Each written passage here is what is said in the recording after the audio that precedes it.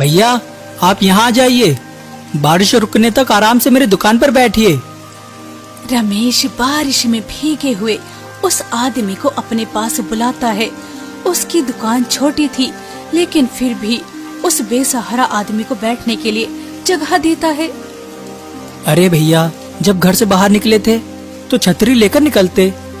Monsoon शुरू हो चुका है, कब बारिश शुरू हो जाए कुछ पता नहीं चलता। हाँ, तुम ठीक कह रहे हो, लेकिन मेरे पास तो रहने के लिए छत भी नहीं है। काफी समय से बेरोजगार घूम रहा हूँ। आज काम की तलाश में निकला था, पर काम तो मिला नहीं। ऊपर से बीच रास्ते में बारिश में फंस गया। आपको तो बहुत ठंड लग रही है। मैं अभी आपके लिए गर्मा गर्म अदरक वाली चाय बनाता हूँ, सारी ठंड छूमंतर हो जाएगी। मैंने अभी बताया कि मैं बेरोजगार हूँ, काम की तलाश में भटक रहा हूँ। मेरे पास एक भी पैसा नहीं है। अरे पैसों की चिंता छोड़िए, इंसानियत भी कोई चीज होती है। यह लीजिए, चाय पीजिए। वैसे आपने अपना नाम नहीं बताया। मेरा नाम विक्रम है। आपसे मिलकर बहुत खुशी हुई। आप जैसे ईमानदार और नेक दिल लोग आजकल बहुत कम मिलते हैं।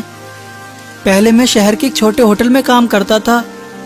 लोग मेरे हाथ के पकोड़े बहुत पसंद करते थे, लेकिन होटल बंद हो गया और उसके बाद काम की तलाश में भटक रहा हूँ।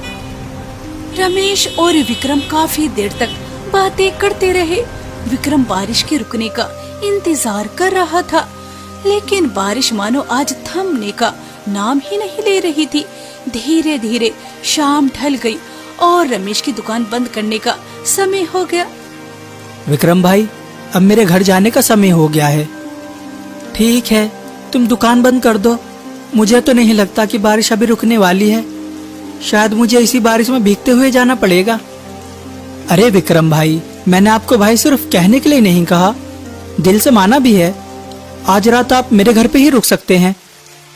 रमेश की ये बातें सुनकर विक्रम का दिल भर आया। वो रमेश की सादगी, इंसानियत और नेक दिली से बहुत प्रभावित हुआ। इसके बाद रमेश ने अपनी दुकान बंद की और विक्रम को अपने साथ घर ले गया। घर पहुंचकर दोनों ने साथ बैठकर खाना खाया। खाना खाते समय विक्रम कुछ सोचते हुए रमेश से बोला, रमेश भैया, मुझे एक बात समझ नहीं आई। कौन सी बात समझ नहीं आई विक्रम भाई? आप अपनी दुकान पर सिर्फ चाय बेचते हैं, आपको चाय के साथ गर्मा गर्म चटपटे पकोड़े भी बेचने चाहिए। आपकी चाय इतनी स्वादिष्ट है कि उसके साथ पकोड़े भी मिले तो आपकी आमदनी कई गुना बढ़ सकती है। विक्रम भाई, आपकी बात तो सही है, लेकिन मेरे घर के हालात भी तो आप जानते हैं। पकोड़े बनाने के लिए बेसन, मसाले, आलू, प्याज और दूसरे सामान की जरूरत पड़ेगी। यह सब लाने के लिए पैसे कहाँ से आएंगे? एक बार हिम्मत करके देखिए, सब इंतजाम हो जाएगा। बारिश का मौसम है। मैंने देखा है कि लोग मदन लाल के पकोड़े बड़े चाव से खाते हैं, जबकि उनकी खुशबू से ही पता चल जाता है कि स्वाद खास नहीं होगा। ठीक है, मैं कोशिश करता हूँ। मुखिया जी से कुछ पैसे उधार ले लूंगा, लेकिन इसमें तुम्हें मेरा साथ देना होगा। अरे यह भी कोई पूछने की बात है? एक बेरोजगार आदमी को इससे बड़ी खुशी और क्या मिलेगी? विक्रम की बात सुनकर रमेश हल्के से मुस्कुरा दिया। अगली सुबह विक्रम के लिए नई उम्मीद लेकर आई। दुकान खोलने से पहले रमेश गांव के मुखिया के घर पहुंचा। अरे रमेश, सुबह सुबह कैसे आना हुआ? मुखिया जी, मुझे कुछ पैसों की जरूरत है। अगर आप थोड़े पैसे उधार दे दें तो आपका बहुत उपकार होगा। क्यों नहीं, मैं तुम्हें पैसे दे सकता हूँ, लेकिन मेरी एक शर्त है। मैं ज्यादा समय के लिए उधार नहीं देता। मुखिया जी, मुझे सिर्फ 1 महीने का समय दे दीजिए। ठीक है, मैं तुम्हें 1 महीने के लिए उधार दे देता हूँ। मुखिया ने रमेश को पैसे दे दिए। पैसे लेकर रमेश आलू, प्याज, हरा धनिया, हरी मिर्च और जरूरी सामान खरीदने लगे।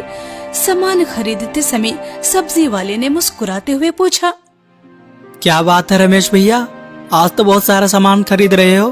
कोई बड़ी दावत का इंतजाम है क्या? नहीं भाई, मैंने नया काम शुरू किया है। अब चाय के साथ पकोड़े भी बेचूंगा। कभी समय मिले तो खाने जरूर आना। रमेश सारा सामान लेकर घर पहुंचा। घर पहुंचकर उसने देखा कि विक्रम बड़े मन से पकोड़ों के लिए मसाले तैयार कर रहा है। अरे भाई, यह तुम क्या कर रहे हो? मैंने बताया तो था कि बनिया हरिप्रकाश के पास सभी तरह के मसाले मिलते हैं।